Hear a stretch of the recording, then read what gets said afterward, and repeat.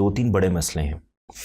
ایک یہ کہ ہم قومی سطح پر جھوٹ بولتے ہیں، یعنی ہمارا جو سلیبس بنتا ہے، جو ہمیں پڑھایا جا رہا ہے، جو تاریخ بتائی جا رہی ہے، جو کچھ بھی بتایا جا رہا ہے، وہ معذرت کے ساتھ جھوٹ پر مبنی ہوتا ہے.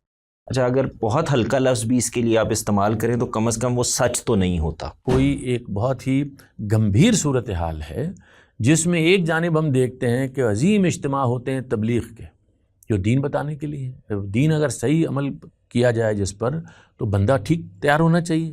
ٹھیک بندے نہیں بن رہے، ان کی اخلاقی سیریس پرابلمز ہیں. تعلیمی ادارے ہیں جہاں تہذیب تمدن کی وجہ سے انسان اچھا پیدا ہو کے نکلنا چاہیے، وہاں ہم دیکھ رہے ہیں وہاں وائلنس ہے، وہاں عدم برداشت ہے. میں نے کچھ 90 کے قریب بیماریاں ہیں جو قوم کی متعین کی ہیں.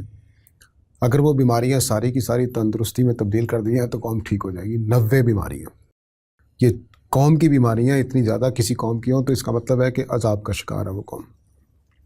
خدا کی طرف سے ایک پھٹکار ہے جو پڑی ہوئی ہے. اور اس کی وجہ کیا ہے؟ اس کی وجہ یہ ہے کہ ہم نے بہت بنیادی تعلیم ہے قرآن مجید کی، عدل، جسٹس، میرٹ، اس کو بالکل فراموش کیا ہوتا ہے. جب ہم اسلام کی طرف آتے ہیں، قرآن مجید کو پڑھتے ہیں، نبی صلی اللہ علیہ وسلم کی سیرت کو پڑھتے ہیں، تو پتہ چلتا ہے کہ یہ ایک پورا تصور زندگی ہے. یعنی ایک اعلیٰ انسان ہے جس نے جنت میں جانا ہے. بسم اللہ الرحمن الرحیم.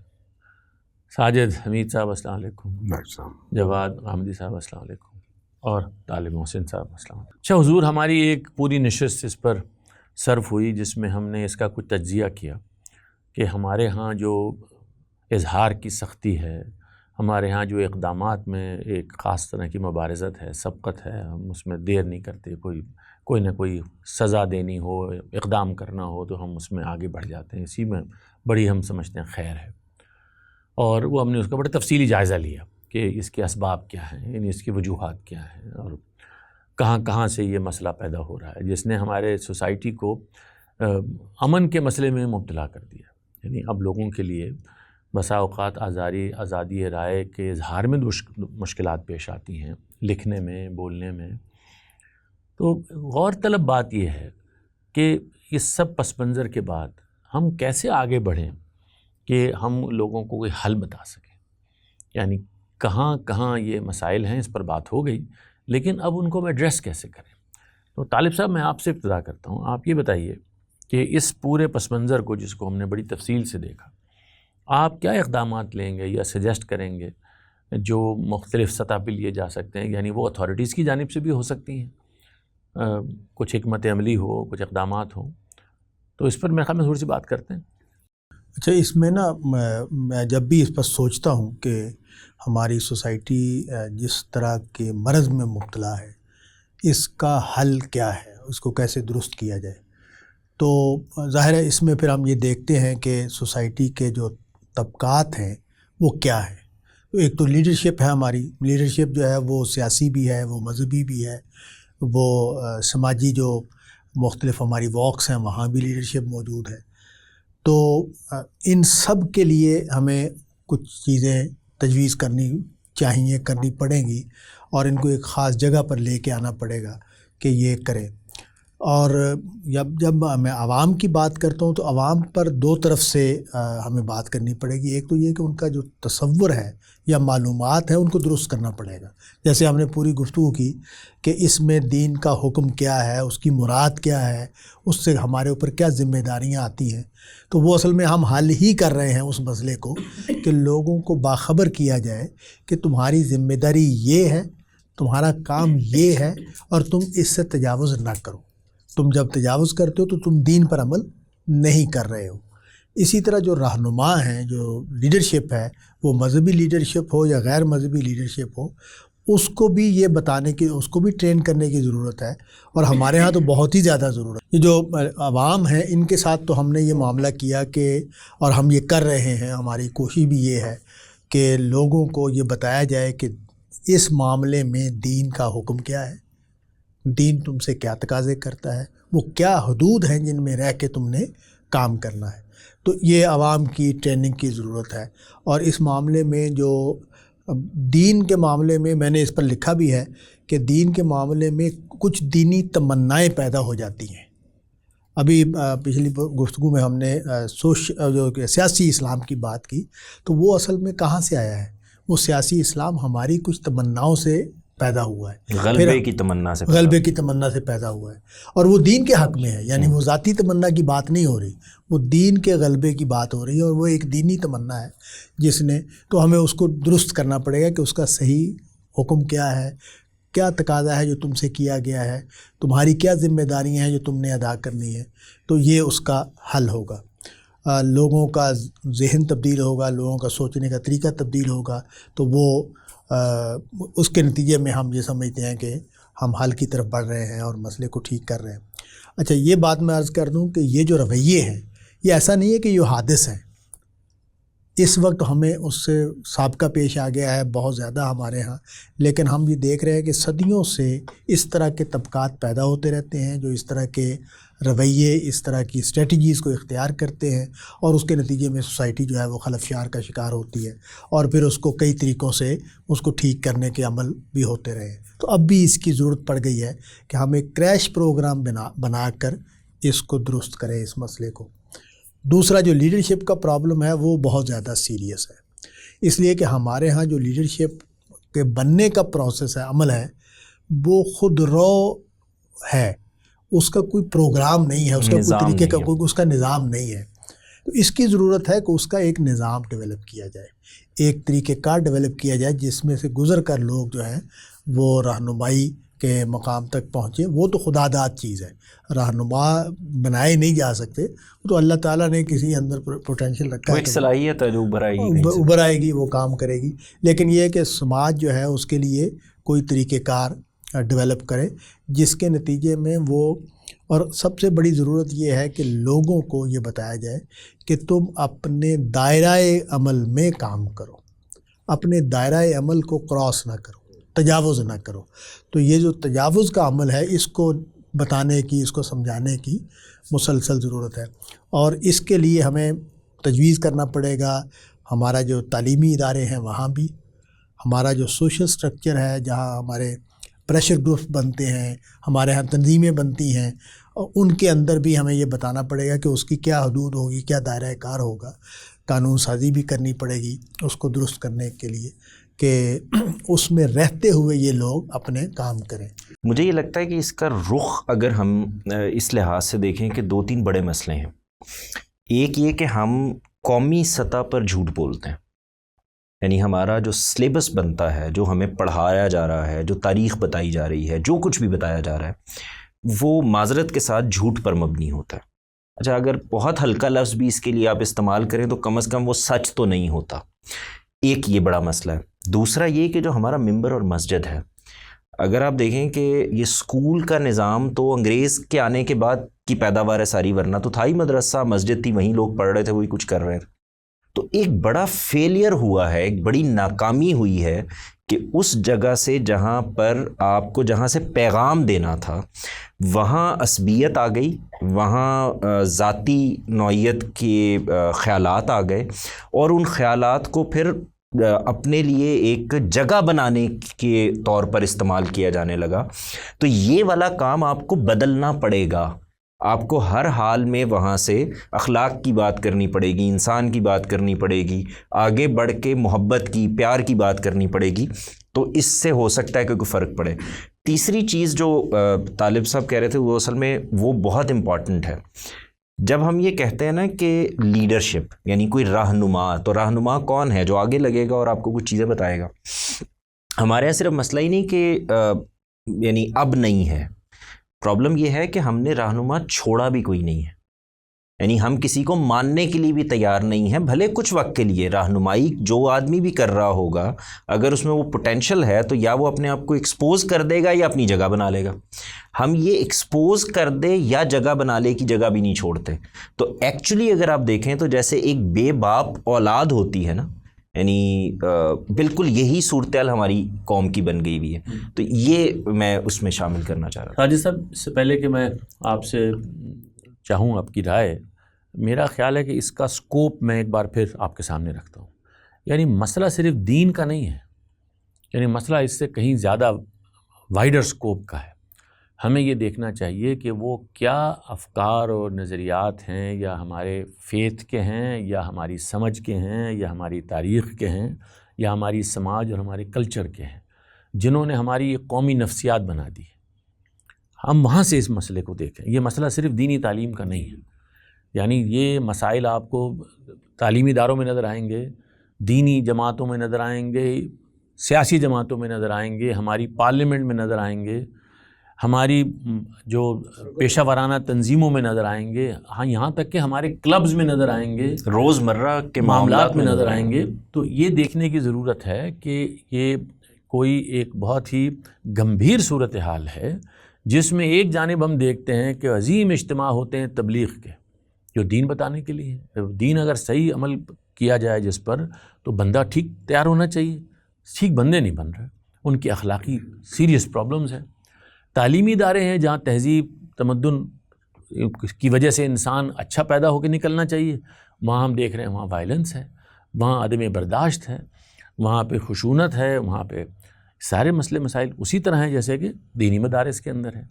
اور وہیں پر صرف نہیں ہے، جیسے میں نے آپ کو کہا پیشہ ورانہ تنظیم ہے، وکیلوں کی ہیں، ڈاکٹروں کی ہیں، آپ دیکھیں طلبہ کی ہیں، ماڈرن ایجوکیشن کے اداروں میں وہاں ہر جگہ دیکھ لیجیے.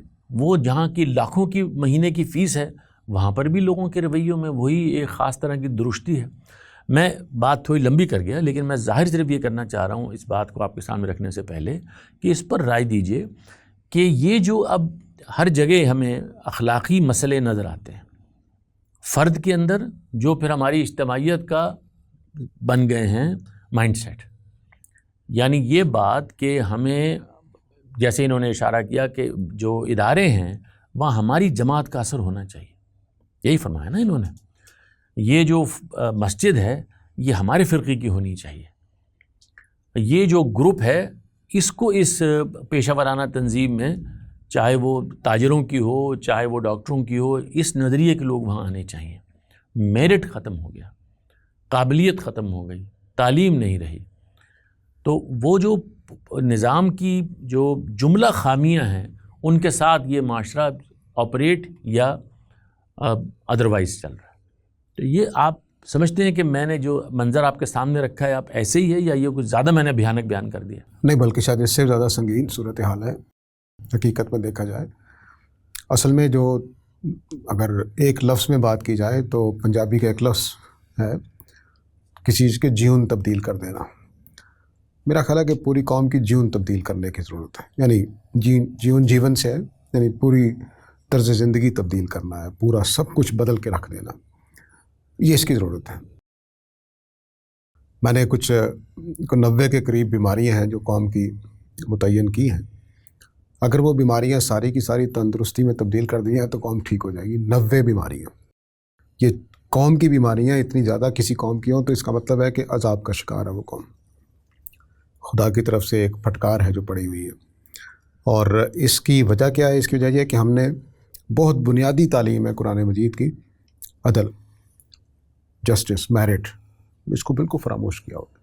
کسی ادارے میں عدالت سے لے کر میرے گھر تک کسی جگہ پر بھی یہ چیز موجود نہیں ہے. صرف ایک چیز اپنانے سے کہ ہم ہر جگہ پہ میرٹ، عدل اس کو اپنا لیں تو کتنا ہی کچھ بدل جائے گا. اور یہ قرآن کی بنیادی تعلیمات میں سے.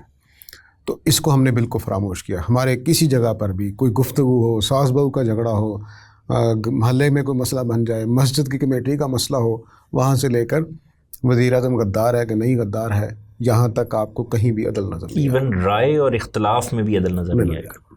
تو وہ جذبات ہیں، میرا فرقہ، میری قوم، میرا مفاد، میرا محلہ، یہی چل رہا ہوتا ہے. میری محبت، میری نفرت، یہی چل رہا ہوتا ہے. تو پہلا کام جو کرنا ہے، سیکھنے کا ہے، وہ یہ ہے کہ میں اور آپ سب عدل ہو جائیں، عدل پسند ہو جائیں، میرٹ پہ آنا شروع کرتے، چیزوں کو میرٹ پہ دیکھنا. اچھا، اگر آپ مجھے اجازت دیں تو میں یہ چاہوں گا آپ سے کہ آپ، کیونکہ بیماریاں بہت زیادہ آپ نے بتا دی ہیں تو اس پر بات کرنی چاہیے ضرور، لیکن اگر یہی عدلی کو لے لیں، ہم اس کو کیسے ٹھیک کر سکتے ہیں؟ ایک چیز میں اس میں کہنا چاہ رہا تھا کہ انہوں نے ابھی ساجد حمید صاحب نے ایک بہت اچھا پروگرام کیا ہے جیو پہ اسی حوالے سے. جی ہاں، وہ میں نے دیکھا. وہ ہم اس کی ڈسکرپشن میں لگا دیں گے. میرا خیال ہے کہ وہ پروگرام جو لوگ یہ آپ کی گفتگو سن رہے ہیں، کیونکہ وہ آپ نے 29 اس میں بیان کی تھی ایک مرتبہ، تو وہ پروگرام میں نے دیکھا آپ کا، وہ بہت اچھا پروگرام ہے، لیکن اس میں بھی تجزیہ زیادہ ہے.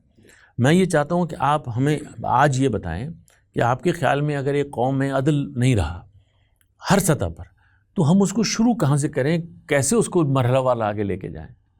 دیکھیے جس طرح ہم نے اسلامی نظام کے لیے تحریکیں چلائی ہیں اور تحریک پاکستان کی تحریک چلی, اسی طرح کی ایک تحریک چلنی چاہیے جو سمجھدار حکمت دانائی والے لوگ چلائیں.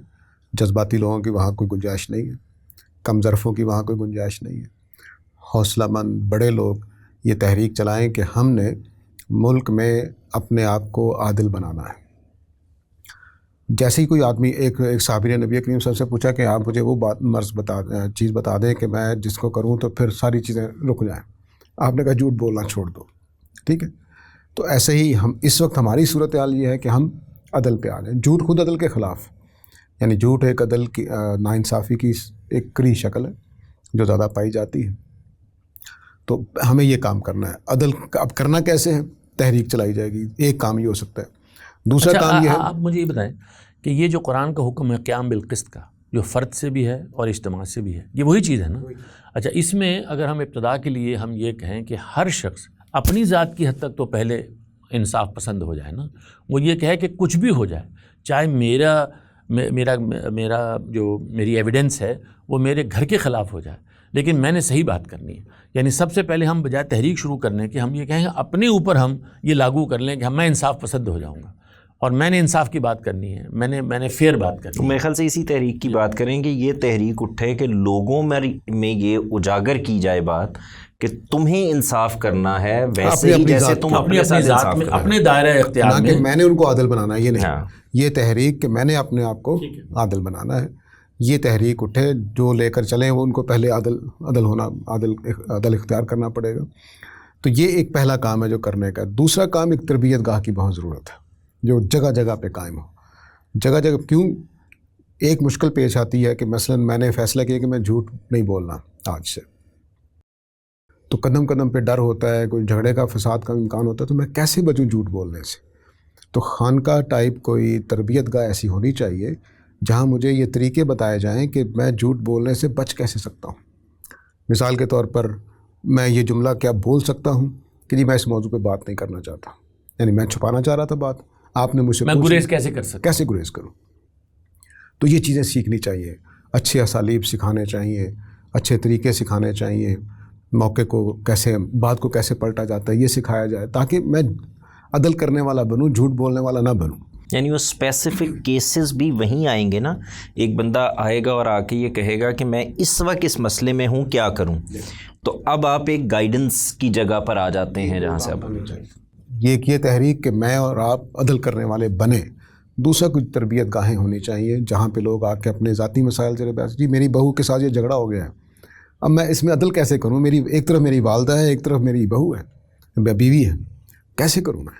اب آپ کو گائیڈنس دینی ہے اس کو, کیونکہ عام آدمی یہ حل نہیں نکال سکتا. اگرچہ میں یہ یقین رکھتا ہوں کہ جیسے ہی انسان اپنے اوپر لازم کر لیتا ہے کہ آج سے میں نے جھوٹ نہیں بولنا, تو حل خود بخود اس کا ذہن بتانے لگ جاتا ہے. اور وہ اپنے آپ پر یہ لاگو کر لے کہ میں نے کوئی بے انصافی کی بات نہیں کرنی, میں نے کوئی زیادتی نہیں کرنی, میں نے کسی کی بے توقیری نہیں کرنی. تو اس کے بعد اصلاح کا عمل شروع ہو گیا. اچھا, اب اس کے بعد ظاہر ہے کہ اس کا اپنا ایک حلقہ اثر ہوگا, وہاں دوسروں سے بھی وہ یہ بات کرے گا, تو اس کی ایک اجتماعیت, ایک حلقہ وجود میں آ جائے گا.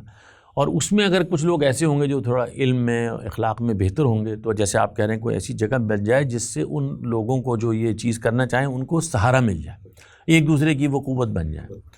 تو اچھا, اس میں میں ایک نقطہ ایڈ کر دوں. جو آپ نے بات کی ہے بہت زبردست ہے کہ جو یہ رو چلنی چاہیے کہ بھی ہم سارے لوگ اپنے اپنے زندگی میں انصاف کو لے کے آئیں, ہم انصاف کریں, اور یہ پورے ملک میں ساری یہ فضا پیدا کر دی جائے جس کو آپ تحریک کے لفظ سے بیان کر رہے ہیں. تو میں صرف یہ اس میں ایڈ کرنا چاہ رہا ہوں کہ اس کو طاقت کہاں سے آتی ہے جو میں انصاف کروں, میں حق بولوں, میں سچ بولوں, میں میرٹس پر فیصلے کروں. اس کو طاقت حاصل ہوتی ہے آخرت کے عقیدے سے کہ یہ جو دنیا ہے یہ امتحان کے لیے ہے, ہم اس امتحان میں پڑے ہوئے ہیں اور ہم یہ مشکل دور ہے جس میں سے ہم گزر رہے ہیں, اس میں رکاوٹیں ہیں, اس میں مشکلات ہیں حق بولنے میں, سچ بولنے میں, انصاف کرنے میں. تو اس کا اجر آخرت میں محفوظ ہے، اور اس کو ہم اگر اختیار کر لیں گے تو اللہ تعالیٰ کا یہ وعدہ ہے کہ تمہاری ذرہ برابر نیکی بھی میرے ہاں اجر پانے والی ہے، اور کوئی چیز ضائع ہونے والی نہیں ہے، اور چھپے میں بھی تم کر رہے ہو تو وہ بھی اس کے علم میں ہے، اس کے سامنے ہے۔ تو تاکہ یہ جو لوگوں کو یہ نظر آتا ہے نا، یہ سوال آپ نے جو بات کی، تو یہ سوال کرتے ہیں کہ جی پھر ہم اپنے معاملات کیسے چلائیں، پھر تو یہ مسئلہ ہو جاتا ہے، پھر یہ مسئلہ ہو جاتا ہے، پھر یہ مسئلہ ہو جاتا ہے۔ تو اس کا جواب ایک ہی ہے، دنیا میں بھی حاصل آتا ہے، ایسا نہیں ہے کہ دنیا میں نتیجہ نہیں نکلتا، خیر و برکت پیدا ہوتی ہے دنیا میں بھی، لیکن اصل چیز آخرت ہے۔ اس میں بھی طالب صاحب یہ جو یعنی جس وقت آدمی یہ کہہ رہا ہوتا ہے نا کہ یہ نقصان ہو جائے گا، یہ مسئلہ ہو جائے گا، تو یہ اسی سوسائٹی میں کہہ رہا ہوتا ہے نا۔ تو جو ساجد صاحب بات کہہ رہے تھے اس میں اگر ہر آدمی اس جگہ پر کھڑا ہو گیا ہے اور ہر آدمی اپنے آپ کو بہتر کرنے لگ گیا ہے اور ہر آدمی وہی کر رہا ہے جو وہ اپنے ساتھ چاہتا ہے کہ ہو، تو یہ والا پرابلم بھی ختم ہو جائے گا۔ یعنی اگر دوسری طرف کچھ غلط ہو رہا ہے تو آپ کے ٹھیک ہونے سے مسئلہ ہوتا ہے، ظاہر ہے ایک دن میں نہیں ہوگا، تو وہ کچھ لوگ قربانی دیں گے، کچھ لوگ اس کا وکٹم بھی بنیں گے، لیکن آخر میں یہ بات ٹھیک ہو جائے۔ یعنی مجھے ایک پریکٹیکل مثال کے طور پر صرف عرض کر رہا ہوں کہ کبھی سمجھ میں نہیں آتا کہ ہمارے ہاں جو کلرک آپ جب جاتے ہیں اور آپ سے کسی کام کے پیسے مانگ رہا ہوتا ہے، وہی کلرک اپنا کام کسی اور دفتر میں کرانے کے لیے جب کسی کلرک کو پیسے دے رہا ہوتا ہے تو کہتا ہے اس ملک کے اندر رشوت بہت ہے۔ یہ وہ پرابلم ہے جو ایڈریس نہیں ہو رہا، یعنی اس کو اپنی کرسی پر بیٹھے ہوئے بھی اسی جگہ کھڑے ہونا ہے کہ وہ ادھر والا معاملہ جو ہے، یہ وہ میں نے شروع میں عرض کرنے کی کوشش کی تھی کہ میرا یہ خیال ہے کہ یہ وہ بنیادی مسئلہ ہے جو نہیں ٹھیک ہو رہا۔ یعنی دوسروں کو نصیحت کرنے میں ہم بہت تیز ہیں، متفقین والا جو متفقین ذرا بحث ہے، ہم خود عمل خود کو بھلائے رکھنا، یعنی دوسروں کو بات پہنچانا، ان کی اصلاح کرنا اور اپنے آپ کو بھلائے رکھنا، یہ تو ایک بنیادی۔ یہ جو ساجد صاحب نے کہا نا، بڑی خوبصورت بات ہے کہ تحریک، ہمارے ہاں ساری تحریکیں یہ اٹھتی ہیں کہ آپ کو کیسے ٹھیک کرنا ہے، یا آپ کے ہاں تحریک اٹھے گی مجھے کیسے ٹھیک کرنا ہے۔ ہماری ساری دینی تحریکیں ایسے ہی ہیں، اخلاقی تحریکیں ایسے ہی ہیں، این جی اوز ایسے ہی ہیں۔ یہ جو بات ساجد صاحب نے کہی یہ بڑی زبردست بات ہے کہ تحریک تو یہ اٹھنی چاہیے کہ بھئی ہم نے آج سے ارادہ شروع کر دیا ہے کہ ہم یہ نہیں کریں گے، آئیں ہمارے ساتھ شریک ہوں، اور آپ بھی یہ نہ کریں۔ یہ تحریک ہے ہی نہیں اس پورے ملک میں کہیں نہیں۔ اچھا، اس کے بھی میرے خیال میں دونوں پہلو واضح کرنے چاہیے۔ ایک یہ کہ میری فطرت کا یہ تقاضا ہے، میں یہ چاہتا ہوں کہ میں کسی کے ساتھ بے انصافی نہ کروں اور میرے ساتھ کوئی بے انصافی نہ کرے، لیکن اگر میرے ساتھ کوئی بے انصافی کرے گا بھی تو میں نے اس کے ساتھ بے انصافی نہیں کرنی۔ اور یہ ایک پہلو سے بالکل سیکولر لیول پر بھی ہو سکتا ہے، یعنی آپ جو جدید سماج کے اندر لوگ اس بات کو تسلیم کرتے ہیں کہ بھئی یہ ٹھیک بات ہے، ایک فیئر بات ہے، لیکن یہ جو طالب صاحب بات کر رہے ہیں کہ یہ تو ایمان کا بھی تقاضا ہے، یعنی کہ اگر ایک شخص جان لے کہ بھئی مجھے تو خدا کو جواب دینا ہے، وہ مجھے دیکھ رہا ہے، وہ مجھے سن رہا ہے، تو مجھے تو غلط رویہ اختیار کرنا ہی نہیں ہے، تو یہ جو ایک انسینٹیو ہے یہ معمولی بات نہیں ہے۔ تو یہ اگر اس کے ساتھ جڑ جائے، یعنی ایمان اگر صحیح عمل کے ساتھ جڑ جائے جو میری فطرت سے پھوٹا ہے، تو اصل میں یہ وہ چیز ہے جو مجھے طاقت فراہم کر دیتی ہے، اور وہ جو طاقت ہے وہ جب 1 سے 2، 2 سے 4، اور پھر وہ جو ایک ملٹی پلائر ایفیکٹ ہوگا۔ آپ کی بات سے میں پوری طرح متفق ہوں۔ یہ ایمان کی پیورٹی کے لیے بھی نا انسان کا پیور ہونا بہت ضروری ہے۔ یہ کیسے ہو سکتا ہے کہ میں ایک اچھا انسان نہیں ہوں اور آپ مجھے ایک بڑی اچھی بات باہر سے بتائیں گے، جیسے مثال کے طور پہ خدا نے کو بات بتا دی ہے، قرآن مجید نے کو بات کہہ دی، تو وہ میرے اندر جائے گی اور جا کے وہ کوئی ایسا کیمیکل عمل کرے گی کہ میں ٹھیک ہو جاؤں گا۔ یعنی میں پیور انسان بنتا ہوں خدا ہی کی ودیت کی بھی فطرت کی بنیاد پر، ان چیزوں کو سمجھنے کی بنیاد پر۔ پھر جب آپ مجھے کچھ عبادات کی چیزیں بتاتے ہیں، ایمانیات کی چیزیں بتاتے ہیں، تو وہ میں لیتا ہوں اور وہ میرے اندر جا کے وہ غلاظت میں غلاظت نہیں شامل ہو جاتی۔ یعنی ایسا نہیں ہوتا کہ میرے اندر پہلے سے ایک برائی تھی، میں اسی جگہ پر کھڑا تھا، باہر سے آ کے آپ ایک نئی بات بتائیں گے، وہ میرے اندر جائے گی اور جا کے سب کچھ پیور ہو جائے گا۔ اصل میں تو بات یہ ہے نا کہ وہ ہم نے بات کی تھی اس پروگرام میں ایک میں کہ اگر شعوری ایمان ہو جس کی بنیاد صحیح علم پر ہو تو اس سے تو صحیح علم پھوٹتا ہے، صحیح کیریکٹر پھوٹتا ہے۔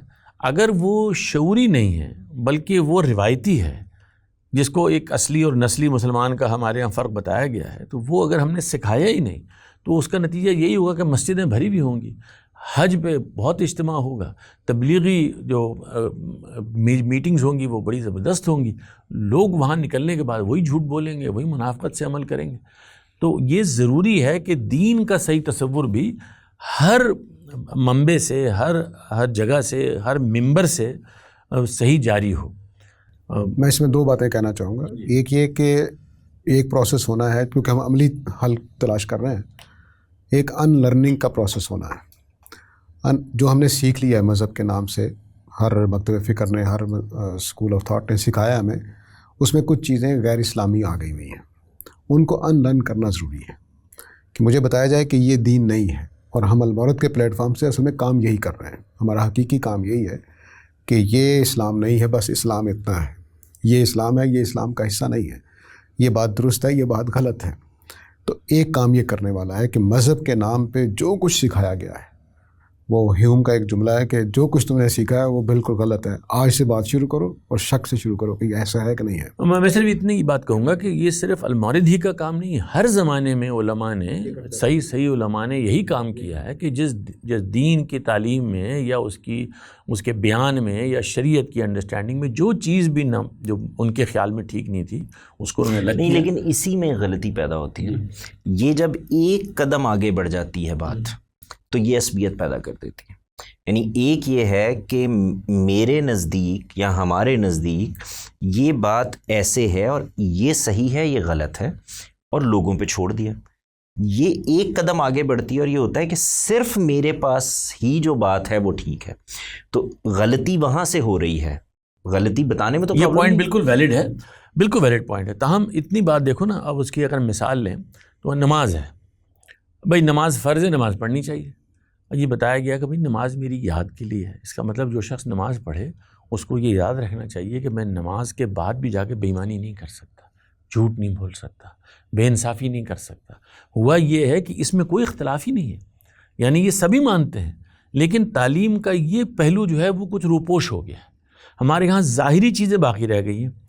ہم اب ایک آدمی جو دینداری اختیار کرتا ہے اس کا لباس بدل جاتا ہے، اس کی داڑھی آ جاتی ہے، وہ ٹوپی پہن لیتا ہے، لیکن اس کے اعمال تبدیل نہیں ہوتے، اس لیے کہ کسی نے اس کو بتایا ہی نہیں کہ بھئی تمہارا اخلاق ٹھیک ہونا ہے، تمہارا بزنس کانڈکٹ ٹھیک ہونا ہے، تمہاری ملازمت میں تمہاری جو ذمہ داری کی ادائیگی ہے اس میں بہتری ہونی چاہیے. اگر تم نے یہ نہیں کیا تو تم نے دین پر عمل نہیں کیا. خدا قانون پر عمل درآمد بھی دین پر عمل درآمد. تو اس کا مطلب یہ کہ اس میں تو کوئی اختلاف ہی نہیں ہے. میں تو کہہ رہا ہوں وہ چیزیں جو بالکل متفق ہیں، متفق علیہ کہنا چاہیے نا، جن پر سب کا اتفاق ہے، مشترک ہے، لیکن اس میں صرف سٹریس کا فرق ہو گیا.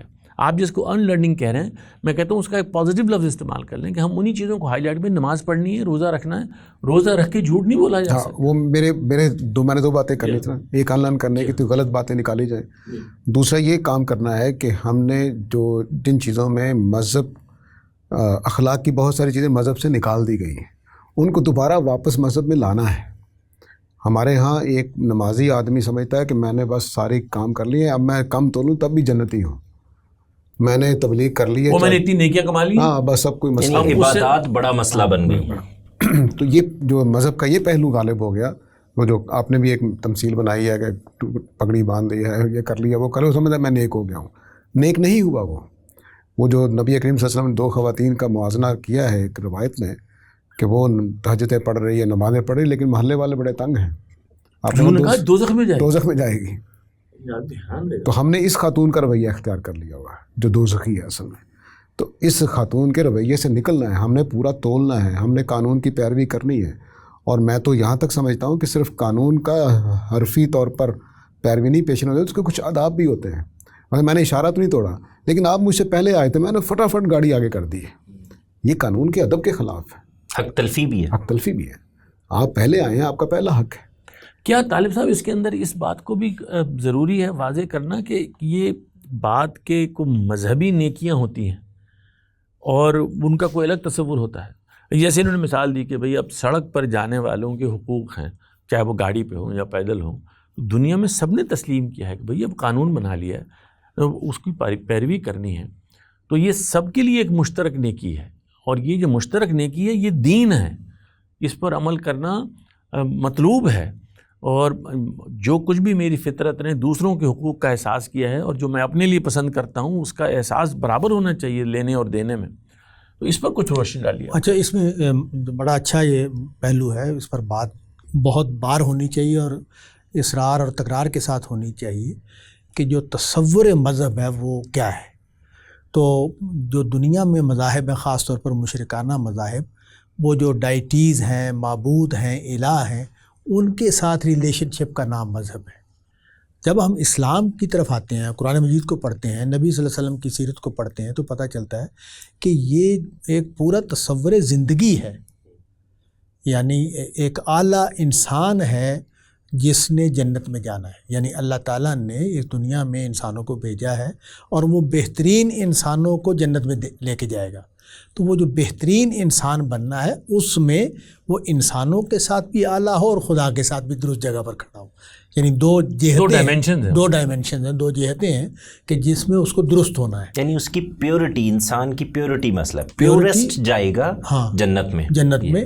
اور وہ جو پیورسٹی ہے اس کی، وہ ٹو ورڈ ہیومنز بھی ہے اور ٹو ورڈ اللہ تعالیٰ بھی ہے، اور ان دونوں پہلوؤں سے اس کو ٹھیک ہونا ہے. تو ہمارے ہاں یہ جو غیروں سے مذہبی تصور آیا کہ صرف خدا کے ساتھ جو مراسم عبودیت ہیں ان کو وہ مذہب ہے، ان تک محدود رہ کے مذہب، اور باقی دنیا داری. یعنی خدا بھگوان نہیں ہے جس کے سامنے جا کے بس آپ نے سجدہ کر لیا، ہاتھ جوڑ لیے، دودھ چڑھا دیا اور بات ختم ہو گئی. صرف اتنا ریلیشن اس کے ساتھ نہیں ہے.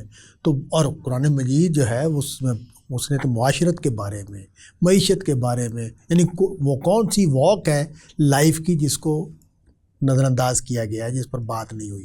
تو یہ بہت ضروری ہے کہ جو تصور مذہب ہے اس کو بار بار لوگوں کو واضح کیا جائے کہ یہ پورے انسان کے لیے. اس کو بھی آپ ذرا واضح کر دیں، کیونکہ آپ نے یہ بات کی ہے کہ جتنے تصور ہیں وہ سماج سے متعلق ہوں، معاشرت سے ہوں، معیشت سے ہوں، وہاں پر بنیادی جو مسئلہ نظر آتا ہے وہ انسان ہے اور اس کا اخلاقی رویہ، اس کا اخلاق. اور اس اخلاق کے اظہار میں مذہبی اخلاق کوئی چیز نہیں ہوتا. اخلاق ایک نیوٹرل چیز ہے، ایک سیکولر چیز ہے، یعنی وہ انسانوں میں مشترک ہے.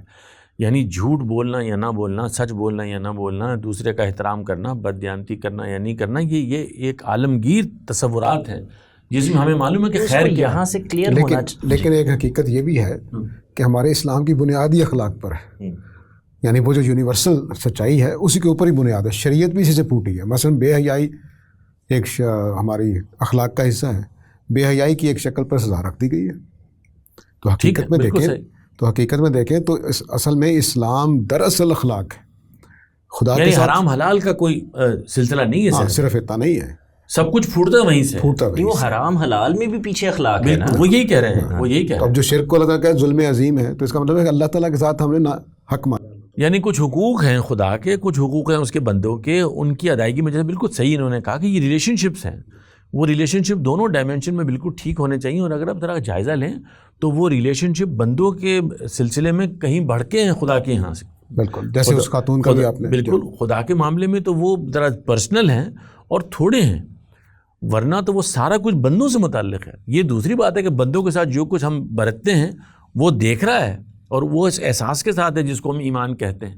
لیکن ہم نے اس پورے اخلاقی مسئلے کو دین سے الگ کر دیا، بالکل نکال دیا. تو وہ ایک جس کو آپ کہہ رہے ہیں کہ اس کو لرن اور ان لرن کرنا ہے، یہ بہت بڑا ایک ایریا ہے. وہ ظاہر ہے نا، اصل میں عبادت ظاہر ہے نا، میرے اس وجودی احساس کا کوئی اظہار ہے. اصل میں پیدا تو اندر سے ہی ہوتا ہے، اندر سے ہوتا ہے، لیکن اظہار میں آ جاتا ہے. بالکل. تو اس لیے وہ زیادہ اہمیت اختیار کر گیا، کیونکہ میرا مسئلہ نہیں رہا نا، یہ بھی دیکھ رہے ہیں. یعنی میرے سامنے والا آدمی بھی دیکھ رہا ہے. اسی لیے ہوگا کہ میں سارا سال یہ کام کروں گا اور میں جا کے عمرہ کروں گا تو یہ ہو جائے گا، حج کروں گا تو یہ ہو جائے گا، صدقہ زکوٰۃ دے دوں گا تو فلاں فلاں گناہ. مجھے ابھی یاد آ رہا ہے کہ اس روز جب ہم نے حج پر پروگرام کیا تو ڈاکٹر عمار نے ہمیں یہ بتایا تھا کہ رسول اللہ نے آخری حج کے موقع پر، چونکہ پہلا حج تھا لوگوں نے حضور کے ساتھ کیا تھا، تو وہ آتے رہے. تو عبادت کے جو پہلو تھے جو رسول اللہ کے ساتھ حج میں کتنی بڑی عبادت تھی، ظاہری چیز تھی نا بالکل، وہ آ کے کو بیان کرتا تھا کہ میں نے یہ کر دیا تو حضور کہتے تھے کوئی بات نہیں. دوسری بات کی اس نے کہا جی میں نے قربانی پہلے کر لی، میں حجامت بعد میں کرائی، کیا سب کچھ ہوا، الٹ ہو گئی چیزیں. حضور سب کو کہتے رہے کوئی بات نہیں، استغفار کرو، چلو اللہ معاف کرے. دیکھنا، خیال کرنا، دھکا نہ دے دینا کسی کو، تکلیف نہ ہو جائے کسی کو. یہ حضور نے کہا اس کا خیال رکھنا، یہ ہرگز نہیں ہونا چاہیے. حضور نے سختی سے منع کیا. تو اس سے کیا ظاہر ہوتا کہ عین عبادت کے درمیان بھی یہ نہ ہو کہ کسی انسان کے ساتھ کوئی زیادتی ہو جائے. تو یہ ہمارے یہاں تو اب اس کو ہم اپنے مسئلے کے ساتھ ریلیٹ کریں کہ عین دفاع دین کے موقع پر، عین نبی کریم صلی اللہ علیہ وسلم کی حمایت کے موقع پر، ان کے ساتھ اپنی جو غیرت ہے اس کے اظہار کے موقع پر بھی ہمیں یہ خیال رکھنا ہے کہ شریعت کے یہ چیزیں نہ چھوٹیں، خراب نہ ہوں، اخلاق کے معیار پر قائم رہیں. کسی آدمی کا قتل مجھے دوزخ میں لے جائے گا. یہ چیزیں سیکھنے کی ہیں. اسلام دراصل نام ہی اس بات کا تھا کہ آپ نے اخلاق کے دائرے سے، قانون کے دائرے سے نہیں نکلنا ہے. یہ چیز وہ سیکھنے کی چیزیں. یہ قتل تو ساری صاحب بہت بڑی بات ہے نا، ہمیں یہ واضح کرنا چاہیے جو کوئی نہیں بتا رہا. مجھے ایسا لگتا ہے مثال کے طور پر یہ کہ سگنل پر کھڑے ہونا ہے، یہ بھی دینی بات ہے. ایک قانون ہے، نظم اجتماعی ہے، حکومت ہے، اس کا بنایا ہوا ایک قانون ہے، اس پر مجھے عمل درآمد کرنا ہے. اور اگر میں یہ نہیں کر رہا تو اصل میں ایک غلطی کر رہا ہوں نا، ایک گناہ کر رہا ہوں. اور اس میں ایک اور پیچیدگی ہے، وہ یہ کہ جب میں سگنل پر رکا ہوا تھا اور ایکسیڈنٹ ہو گیا اور کوئی مر گیا تو یہ ایکسیڈنٹ ہے. لیکن اگر میں سگنل کراس کر رہا ہوں، غلطی میری ہے، اس کے نتیجے میں اگر ایکسیڈنٹ ہو گیا اور کوئی مر گیا تو اب یہ قتل ہے. یعنی یہ سمجھانے کی ضرورت ہے کہ جو چیزیں ہم نارمل زندگی میں جن کو دین نہیں سمجھتے وہ بھی ریلیٹ کر رہی ہوتی ہیں اخلاقی چیزوں سے اور قانون. دنیا میں ہر لیا جانے والا سٹیپ میری آزمائش ہے، اور وہ اللہ تعالیٰ دیکھ رہے ہیں کہ میں نے قانون کے مطابق، شریعت کے مطابق، اخلاق کے مطابق کیا ہے کہ نہیں.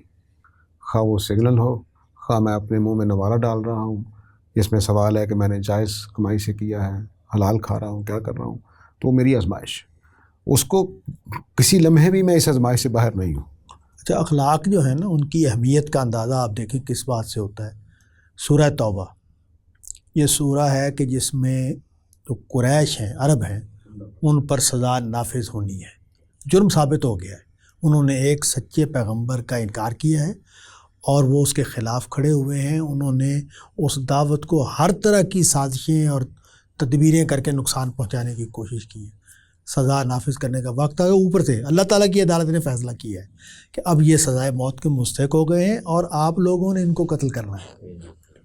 لیکن جن سے وعدہ کیا ہوا ہے وعدہ نہیں توڑا جائے گا، معاہدے پورے ہو گئے، معاہدے پورے. وہ فتح مکہ کے بعد بھی آپ دیکھیں نا، نان کمبیٹنٹ ہے تو ہاتھ نہیں لگایا جائے گا، گھر میں چلا گیا ہے، چار دیواری میں چلا گیا تو ہاتھ نہیں لگایا جائے گا. یہ صورتیں ریسٹرینٹ ہے، مطلب ایک ضبط ہے اور کوئی اجازت نہیں ہے اس بات کی کہ حقوق پامال ہو. حقوق ہر حال میں پورے کیے جائیں. انٹرسٹنگ سی بات میرے ذہن میں آ رہی، مجھے نہیں معلوم کہ وہ، لیکن ایک رخ یہ لگتا ہے کہ یہ بات عام طور سے بیان کی جاتی ہے کہ نبی صلی اللہ علیہ وسلم نے یہ فرمایا کہ بھائی صاف ستھرے رہا کرو، تم سے بدبو نہیں آنی چاہیے، منہ سے بدبو نہیں آنی چاہیے، روزے میں بھی مسواک کرنی ہے، خیال رکھنا. اگر اس بات کو ٹھیک مان لیا جائے تو آپ یہ دیکھیں کہ یہ اتنی چھوٹی سی بات ہے کہ میری بدبو کسی دوسرے کے لیے مسئلہ بن رہی ہے. مسجد میں منع کر دیا آنے سے، آپ نے کہا مسجد بھی نہ آؤ. اتنی اہم بات ہے کہ مجھ سے کوئی مسئلہ کسی کو نہیں، اذیت پہنچے گی، اذیت پہنچے، یعنی مجھ تک سمیل ہے تو کوئی اعتراض نہیں، ٹھیک ہے.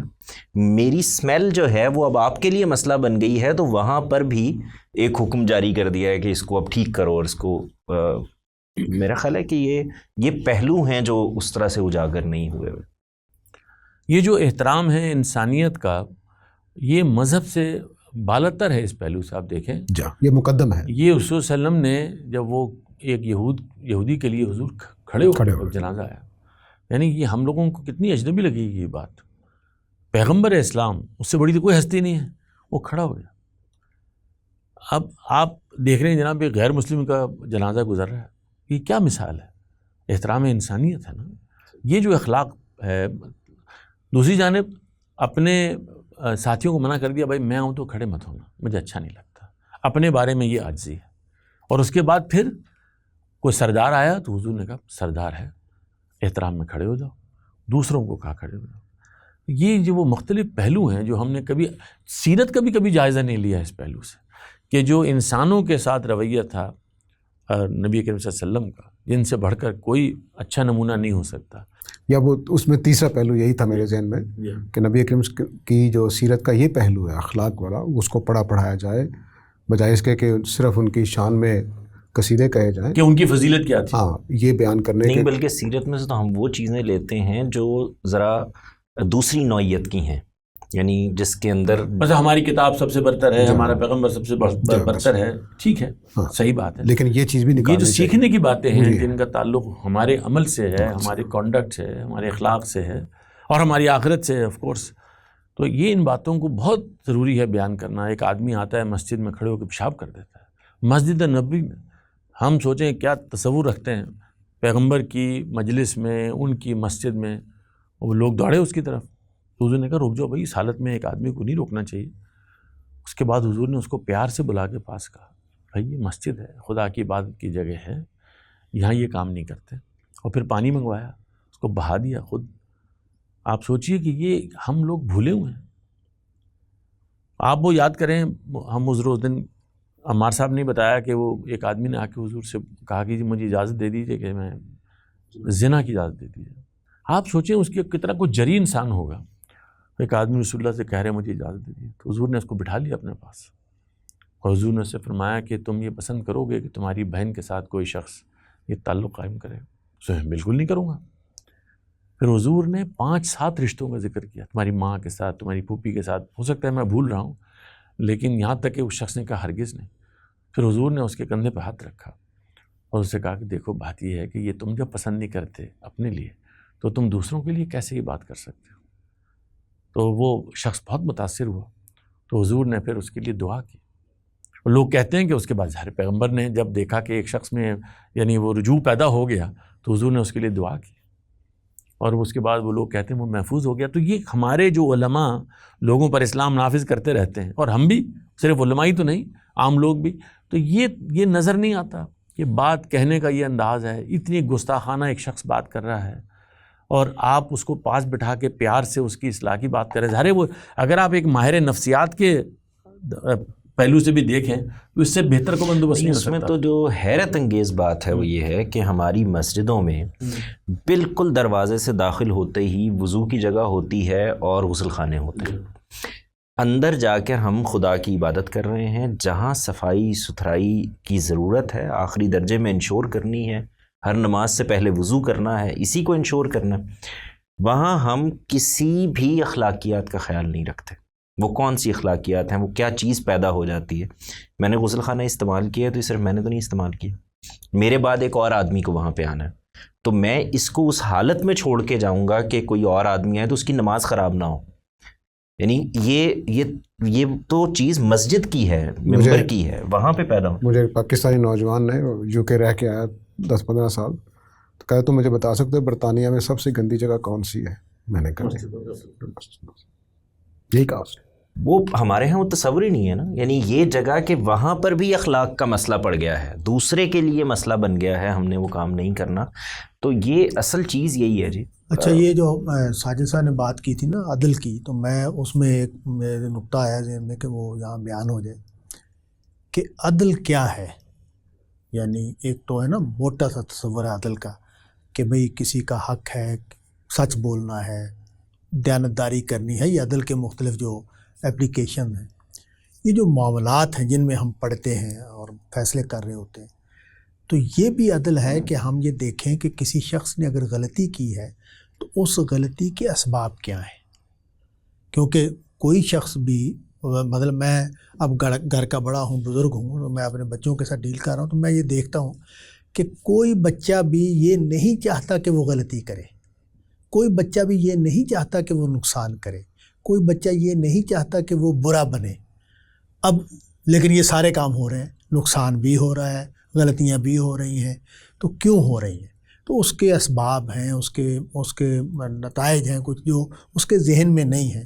ایجوکیشن کا، تربیت کا کئی چیزیں پہلو ہیں. تو عدل کا تقاضا یہ ہے کہ جب ہم کوئی بھی اقدام کرنے لگے تو ہمیں یہ دیکھنا چاہیے کہ کیا وہ کسی رعایت کا مستحق ہے. اگر وہ رعایت کا مستحق ہے تو عدل کا تقاضا یہ ہے کہ اس کو رعایت دی جائے. نبی صلی اللہ علیہ وسلم کے ارشاد دیکھیں کہ یہ جو قانون ہے، سزائیں ہیں قرآن مجید کی، ان کو نافذ کرنے میں شبہات کو اہمیت دو. کیا مطلب ہے اس بات کا؟ یعنی موقع مل جائے ایک کہ جس میں اگر بندہ بچ سکتا ہے تو اصل چیز عدل ہے، اصل چیز انصاف ہے. سزا دینا اصل چیز نہیں ہے. اصل چیز کیا ہے کہ انصاف نافذ ہو، انصاف سے فیصلے کیے جائیں. اس میں تو کبھی کبھار طارق صاحب آپ کو نہیں لگتا ہمارے ہاں ہم بعض اوقات اپنے کچھ مقاصد، کچھ آدرش، کچھ مستقبل کے منصوبے، ان کو ذہن میں رکھ کر بہت قریبی لوگوں کے ساتھ بھی عدل نہیں کر پاتے. یعنی ہمیں گھروں میں یہ لگتا ہے کہ فلاں بہو میرے لیے زیادہ شاید بینیفیشل ہو جائے گی میری آخری عمر میں، یا فلاں بہو کا جو شوہر ہے یعنی میرا جو بیٹا ہے وہ زیادہ کماتا ہے تو میرے لیے، تو ہم نہیں کرتے یہ معاملہ. اسی طرح بچوں کے معاملے میں یعنی یہ ہمیں بڑا سادہ سی بات لگتی ہے کہ بھئی میرے ہی بچے ہیں، ایک کے ساتھ میں اس طرح کا تعلق رکھ لوں گا، دوسرے کے ساتھ اس طرح کا رکھ لوں گا، اور ہم یہ سمجھتے ہیں کہ یہ بھی ہم نے ٹھیک کیا، وہاں پر بھی عدل ہی ہے. تو ہم تو بہت مائنیوٹ جگہوں پہ، بہت ہی معمولی جگہوں کے اوپر بھی اپنے تعصبات کی بنیاد پہ یہ سب کچھ کر رہے ہوتے ہیں. تو آپ کو ایک ہی جگہ ہوگی جہاں سے انسان بہتر ہوگا، میں بہتر ہو جاؤں گا تو شاید کوئی چیز بہتر ہو جائے، ورنہ تو کوئی امکان نہیں. دیکھیے ساجد صاحب، آپ نے بہت اچھی بات کی، اور میرے خیال میں وہ ایک بنیادی اصلاح کا محور بن سکتی ہے کہ ہر فرد اپنے بارے میں سب سے زیادہ فکر مند ہو کہ بھئی مجھ سے کوئی زیادتی نہ ہو، کوئی حق پامال کسی کا نہ ہو، افراد کا بھی اور سماج کا بھی. اگر اس کو ہم آگے لے کے جائیں اگر، تو ہم یہ دیکھیں کہ ایک بہتر سماج کے لیے ہمارے ہاں اگر ذرا گہرا جائزہ لیں تو ادارے ہیں، پارلیمنٹ ہے، عدالتیں ہیں، تعلیمی ادارے ہیں، میڈیا ہے، یہ سب اسکول اور مدارس ہیں، یہ سب ہیں. تو ان سب جگہوں میں اصل میں وہ جیسے طالب صاحب نے کہا قیادت ہے کچھ نہ کچھ. تو اگر ہم یہ اصلاح کی جو بنیادی ایک ریسیپی ہے یا جو نسخہ ہے، ہم اس کی زیادہ سے زیادہ بات کریں کہ بھئی میں اپنی اصلاح کی بات کر رہا ہوں، میں خود ٹھیک ہونا چاہتا ہوں، اور پھر میں چاہتا ہوں میرے بچے ٹھیک ہو جائیں، میرے ساتھی ٹھیک ہو جائیں، میں تو آپس میں یہی بات کروں گا. ٹھیک ہے نا، تواصوا بالحق و تواصوا بالصبر، ایسا ہی ہے نا. تو یہ آپس میں ایک دوسرے کو حق کی نصیحت کرنا اور صبر کی نصیحت کرنا، یہ قرآن نے بھی ہمیں یہی بتایا. اچھا، اس سے آگے بڑھ کر جو مسئلہ پیدا ہوتا ہے، میں چاہتا ہوں ہم تھوڑی سی اس پر بات کر لیں. وہ یہ ہے کہ جب ہم اپنی سوسائٹی کو دیکھتے ہیں تو ہمیں احساس ہوتا ہے کہ یہاں پر اصل میں اتنی بھیانک صورتحال ہے کہ ہمیں لگتا ہے کہ ہم نہیں چینج پا سکیں گے، کوئی بہتری نہیں ہوگی. تو انسان پشمردہ ہو جاتا ہے، وہ اس کو لگتا ہے کہ میں اوور ویلم ہو گیا ہوں اور یہ بہت بڑی چڑھائی ہے، میں نہیں چڑھ سکتا، اور میری آواز بڑی کمزور ہے. میں پارلیمنٹ کو دیکھتا ہوں، میں مدرسے کو دیکھتا ہوں، میں اپنے کام کی جگہ کو دیکھتا ہوں، مسجد کو دیکھتا ہوں، ہر جگہ مجھے لگتا ہے کہ میں کامیابی حاصل نہیں کر سکتا. تو ایسے میں آپ کیا مشورہ دیں گے کہ وہ شخص کیسے ہمت حاصل کرے، اور کیا کوئی طریقہ ایسا ہو سکتا ہے کہ ہم یہ جو کار فرما جو نیوکلیائی ہیں، جو مختلف مراکز ہیں سوسائٹی کے، ان کو ہم کیسے ایڈریس کر سکتے ہیں؟ آپ نے خود ایک بڑی اچھی بات کی طرف اشارہ کیا کہ تواصی بالحق جو ہے وہ آیت مجھے اور آپ کو آپس میں جوڑتی ہے کہ آپ نے مجھے نصیحت کرنی ہے، میں نے آپ کو نصیحت کرنی ہے، آپ کو میں نے ثابت قدمی کا کریے حوصلہ دینا ہے، آپ نے مجھے دینا ہے. یہ جو ہے اس کو ایک ریلیشن میں تبدیل کرنا چاہیے تاکہ مجھے حوصلہ ملے. یعنی یہ خود اس کو بھی یہ کہہ لیجیے کہ ایک تحریک کی شکل مل جانی چاہیے کہ مثلا ہم 4 لوگ بیٹھے ہیں یہاں پر، تو ہم 4 لوگ آج سے آپس میں معاہدہ کر لیں کہ ہم ایک دوسرے کے ساتھ تواصی بالحق کا تعلق قائم کریں گے. تم نے مجھے پھسلنے نہیں دینا، میں نے آپ کو پھسلنے نہیں دینا. آپ جب مجھے ضرورت پڑے نا کہ میں راستے سے ہٹ رہا ہوں تو آپ فٹافٹ آ جانا، شرمانا نہیں، گھبرانا نہیں، پریشان نہیں ہونا، یہ نہیں ڈرنا کہ میں ناراض ہو جاؤں گا. اور اگر میں ناراض بھی ہو جاؤں تو وہ وقتی سی بات ہوگی، ہم معاہدہ کر کے چل رہے ہیں کہ ہم ایک دوسرے کے ساتھ دیں گے. یہ ایک تحریک کی شکل اس کو اختیار کرنا چاہیے. کم از کم میرے گھر میں ہو جائے، جو بھی جاننے سننے والے ہیں وہ اپنے اپنے گھر میں اس کو بنا لیں. اس میں اجازت دیں بچوں کو کہ میں جب جھوٹ بولوں اپنے بھائی کے ساتھ تو میرا بچہ کہہ سکے والد صاحب یہ بات یوں نہیں تھی، یہ کہہ سکے. وہ اگر وہ نہیں کہہ سکتا تو پھر تواصی بالحق نہیں ہوا. میں اس کو کہہ سکوں، وہ مجھے کہہ سکے. تو ایک تو یہ ہے جہاں حوصلہ ہے، جو تواصی بالصبر جو ہے وہ حوصلے کی چیز ہے کہ میں آپ کا ساتھی ہوں، آپ میرے ساتھی ہیں، تو اس لیے ہم مل کر چلیں گے. اکیلا آدمی واقعی اس میں کوئی شبہ نہیں ہے کہ وہ پریشان ہو جاتا ہے. دوسرا جو ہماری ادارے ہیں یہ پہلی بات تو یہ ہے کہ جب میں اپنی جگہ پہ عادل ہو جاؤں گا، آپ اپنی جگہ پہ عادل ہو جائیں گے، تو ان اداروں میں میں آپ ہی جائیں گے. تو اس وقت یہ ادارے میرے ہیں، میں جیسا ہوں ویسے ادارے. میں اگر بے ایمان ہوں تو اداروں میں بے ایمان بیٹھے ہوئے لوگ. میں اچھا ہوں اتنے اچھے ادارے ہیں، جتنا میں برا ہوں. پہلی بات تو یہ ہے کہ اگر ہم نیچے یہ 3 چیزیں کر لیتے ہیں جو ابھی ہم نے بات کی ہیں تو ادارے بھی ٹھیک ہو جائیں گے. لیکن اداروں کو اس وقت بھی کچھ کام کرنے چاہیے. اگر وہ جب تک افراد ٹھیک نہیں ہوتے اس کے، تو وہ مثلاً ریاست کی رٹ قائم ہونی چاہیے. ہم جس پس منظر میں بات کر رہے ہیں وہ سوات والے واقعے کے پس منظر میں، تو حکومت کی رٹ قائم ہونی چاہیے. مجرمین کو، اس طرح کے لوگوں کو، جذباتی لوگوں کو کھلم کھلا کھیلنے کی اجازت نہیں ہونی چاہیے. یہ بہت ضروری ہے. ہمارے ملک میں اگر کوئی خرابی ہے ریاست کی، وہ گورننس کی ہے. گورننس ہمارے ہاں نہیں ہے، کسی پہلو سے بھی نہیں ہے. تو یہ رٹ قائم ہونی چاہیے کہ کوئی آدمی اس طرح کا اقدام نہ کر سکے. کرے گا تو پھر سزا بھگتے گا. قرار واقعی سزا ملنی چاہیے. یعنی سزا اس سے اوپر اٹھ کر ہونی چاہیے کہ جس بات پر اس نے اقدام کیا وہ ٹھیک ہے یا نہیں، وہ غلط، وہ اس کا اقدام بہرحال غلط ہے. اس نے قتل کر دیا، اب اس کو سزائے موت ملے گی. اور میرا خیال ہے کہ اس میں جتنے لوگ ابھارنے والے ہیں، جتنے لوگ کرنے والے ہیں باہر بھیڑ، سب کو سزا ملنی چاہیے. یہ کوئی فرق نہیں کرنا چاہیے. ہمارے قانون میں اگرچہ گنجائش نہیں ہے کہ بھیڑ کا کیا کریں، تو بنا لیں قانون. لوگوں کو جانیں بچانی ہے، لوگوں کی عزتیں بچانی ہے، لوگوں کے پوری بستیاں جلاتے ہیں ہم. نہیں، اور سب سے بڑھ کر تو یہ کہ یہ جو حقوق کی پامالی اس درجے میں ہوتی ہے، اس کے بارے میں زیادہ سے زیادہ بات کرنی چاہیے اس وقت جب یہ حالات پیدا نہ ہوں. یعنی امن کے مواقع پر تعلیمی اداروں سے، میڈیا سے، سرکار کی طرف سے، پارلیمنٹ کی طرف سے بار بار یہ بات کرنی چاہیے، قانون کو اپنے ہاتھ میں نہیں لینا آپ نے. تو ظاہر ہے کہ تعلیم تربیت سے یہ چیز ہوگی، اور یہ ہمیشہ کہنی ہے. اور جیسے میں نے عرض کیا کہ یہ ہو سکتا ہے کہ ابھی آواز اتنی نحیف ہو کہ وہ اس کا کوئی نتیجہ نہ نکلے. اس میں جو ایک امپورٹنٹ چیز ریاستی سطح پر ہے نا، وہ یہ کہ کیونکہ انسان یہیں سے جا رہے ہوتے ہیں. جیسے مثال اگر ہم کہتے ہیں نا فلاں ڈپارٹمنٹ بہت برا ہے، تو آپ کو ساتھ ہی ایک جملہ سننے کو ملے گا، نہیں سارے نہیں غلط ہوتے، کچھ لوگ اچھے بھی ہوتے ہیں. تو اصل میں وہ ریشو وہی ہے جو عام انسانوں کی ملک میں ریشو ہے، وہی ہر ادارے میں ہو جائے گی. اداروں کو بھی اصل میں اسی جگہ کھڑا ہونے پڑا گا. یعنی یہ شروع میں ہم جو اقدام کر رہے ہوتے ہیں وہ اقدام ہم سے متعلق ہوتا ہے مفاد میں، اور دوسرے سے متعلق ہوتا ہے سزا میں. یہ وہ پرابلم ہے. یعنی اگر آپ سے جرم ہو گیا ہے تو ہمدردیاں بھی پیدا ہو جائیں گی، لیوریج بھی دی جائے گی، جگہ بھی دی جائے گی. اس کے نتیجے میں ایک ریزنمنٹ پیدا ہوتی ہے، ایک ریونج کی نوعیت پیدا ہوتی ہے، اور پھر انسان اپنے ہاتھ میں چیزیں لینی شروع کر دیتا ہے. تو اداروں کے ہاں ایک بڑی خرابی ہے. دوسرا جو ریاستی سطح پہ ایک بہت بڑا مسئلہ ہے وہ یہ کہ آپ تاریخ کی کتابیں اٹھا لیں جو ہماری سلیبس کی ہیں، آپ اسلامیات کی اٹھا لیں، یا آپ پاکستان اسٹڈیز یا مطالعہ پاکستان جس کو آپ کہتے ہیں، یعنی اس میں یا قصے ہیں یا کہانیاں ہیں اور یا جھوٹ ہے. اس کے نتیجے میں کوئی اچھا اخلاق، کوئی اچھی قوم نہیں پیدا کی جا سکتی. وہاں پہ یہ پرابلم ہی نہیں. جیسے ایک زمانے میں ہمارے یہاں سادی پڑھائے جا رہے تھے تو ہم نے ختم کر دیا. اب ہماری کتابوں کے اندر کوئی اخلاق زیر بحث نہیں ہے. اخلاق زیر بحث آتا ہے دین سے باہر رکھ کر، وہاں پر بھی یہی ہو رہا ہوتا ہے. یعنی اچھے شہری کے فرائض کیا ہیں؟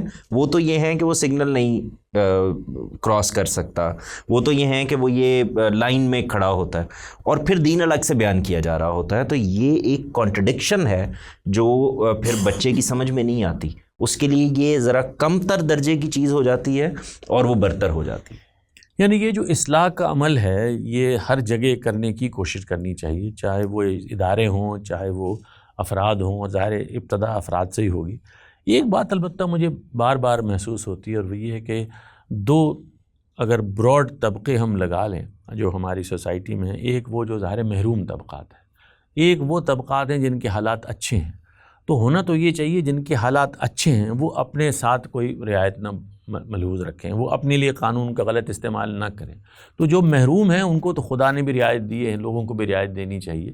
تو یہ زیادہ ضروری ہے کہ جو لوگ خدا کی طرف سے کچھ نعمتیں رکھتے ہیں ان کے یہاں یہ احساس زیادہ ہونا چاہیے کہ بھئی ہماری طرف سے کوئی زیادتی نہ ہو. گو ہمارے سوسائٹی کا یہ بھی ایک مسئلہ ہے کہ لوگ جو ایلیٹ کلاس ہے، جو رولنگ کلاس ہے، وہ یہ سمجھتی ہے وہ قانون سے بالاتر ہے. تو ان کے ہاں اگر یہ تبدیلی پیدا نہیں، ہو جائے، یہ بھی ایک زیادتی ہے جو ہمارے ہاں کی جاتی ہے. اگر آپ غور فرمائیں تو یہ دونوں طرف ایک ہی صورتحال ہے.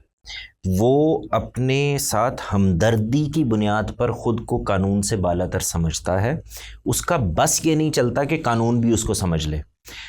دوسری جو طبقہ ہے، جو ایلیٹ ہے، وہ خود کو قانون سے بالا تر سمجھتے ہیں اپنے حالات کی بنیاد پر، اور قانون بھی انہیں قانون سے بالا تر سمجھتا ہے. تو دونوں جگہ پہ جو فرق ہے، یعنی آپ کو موٹر سائیکل یا سائیکل پر کوئی سگنل کراس کرتے ہوئے نظر آئے گا اور کوئی لگ جائے گا تو وہ یہ کہے گا کہ میرے حالات ایسے ہیں، میرے ذہن پہ پریشر تھا، مجھے پتہ نہیں چلا.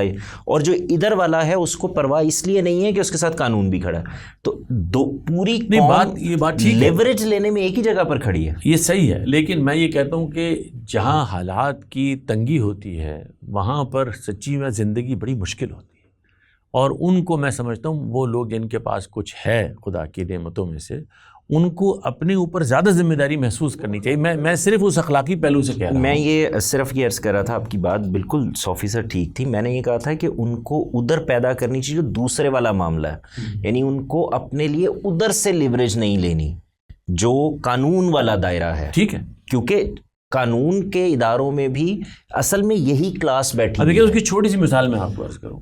آپ دیکھیں گے ہر چوک پر موٹر سائیکل والوں کو روک لیتی ہے پولیس ہمارے یہاں، کسی گاڑی والے کو نہیں روکتی، اس لیے کہ یہ ہماری نفسیات میں یہ قانون کا نفاذ جو ہے کمزور پہ ہو جائے گا. تو یہ ایک بڑی خامی ہے، اس لیے کہ وہاں وہ اگر کسی کی گاڑی روک لے گا تو شام کو اس کو پوچھے گا کوئی، وہ کہے گا بھائی تم نے صاحب کی گاڑی روک لی، میں نے فون بھی کیا تھا تمہیں. تو یہ جو قانون کے امتیازی اطلاق کو روکنا چاہیے. اور ہم میں سے وہ لوگ جن کے حالات اچھے ہیں ان کو چاہیے بھائی ہم کوئی رعایت نہیں لیتے اور دوسرے لوگوں کو ہم رعایت دیں. ہم اپنے اوپر سختی کریں، اپنے ساتھ ضبط کا معاملہ کریں، اپنے رشتہ داروں دوستوں کے لیے یہ سہولتیں طلب نہ کریں. تو پھر اس طرح سے کوئی اصلاح ہو سکتی ہے. یعنی ہر طبقے کا آدمی یہی کرے دونوں طبقات. ساجد صاحب نے جو بات کی نا ریٹ کی، تو اس میں پرابلم یہ ہے، یہ جو مسئلہ ابھی ہم نے ڈسکس کیا ہے، وہ پرابلم یہ ہے کہ قانون کا نفاذ بے لاگ طریقے سے ہو.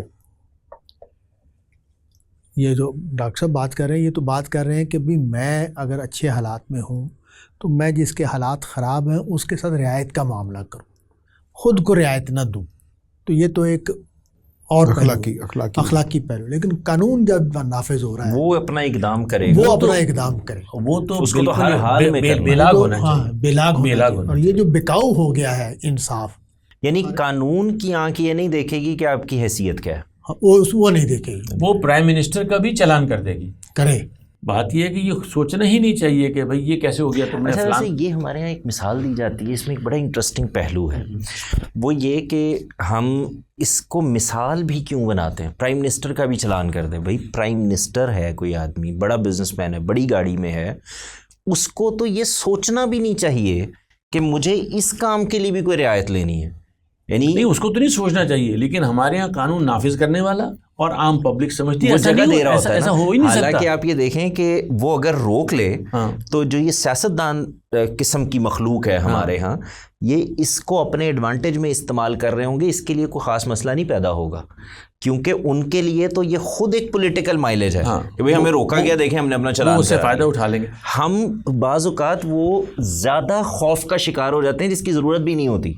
لیکن اس کی وجہ یہ ہے نا کہ ہم نے قانون کی حکمرانی کو یا اس کے بے لاگ نفاذ کو ہم نے اپنے نظام میں رکھا ہی نہیں. وہ ہوتا ہی نہیں، امپلیمنٹ ہی نہیں ہوتا. وہ تو ہوتا ہی کمزور کے اوپر، عضو ضعیف پر ہی گرتا ہے نزلہ.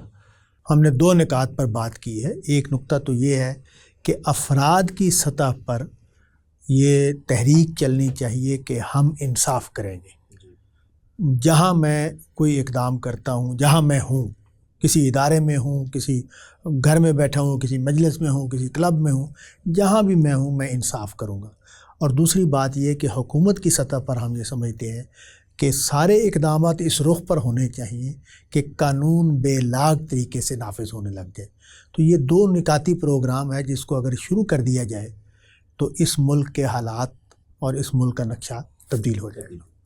تو اس وجہ سے یہ ضروری ہے کہ یہ احساس، یہ شعور، اور خاص طور پر میں تو یہ سمجھتا ہوں کہ جن لوگوں کے حالات بہتر ہوتے ہیں ان کے لیے ان چیزوں پر عمل کرنا زیادہ ڈیزائربل ہے، بالکل ایسا، کیونکہ جو ایک غریب آدمی ہے اس بیچارے کے معلوم نہیں کتنے نفسیاتی مسائل ہیں، اس کی بچے کی اسکول کی فیس نہیں گئی، اس کی ماں کی بیماری کی دوا نہیں آئی، اس کو بجلی کا بل ادا کرنا وہ ہے، گھر تو جا رہا ہے معلوم اور کس رات کا کھانا نہیں ہے. تو یہ اس بیچارے کی تو مشکلوں کا ہم اندازہ ہی نہیں کر سکتے، کیونکہ اس ملک میں اب آپ دیکھیے نا کہ اس وقت تقریباً 10 کروڑ لوگ ہیں جو بیماری جو غربت کی سطح کے نیچے ہیں.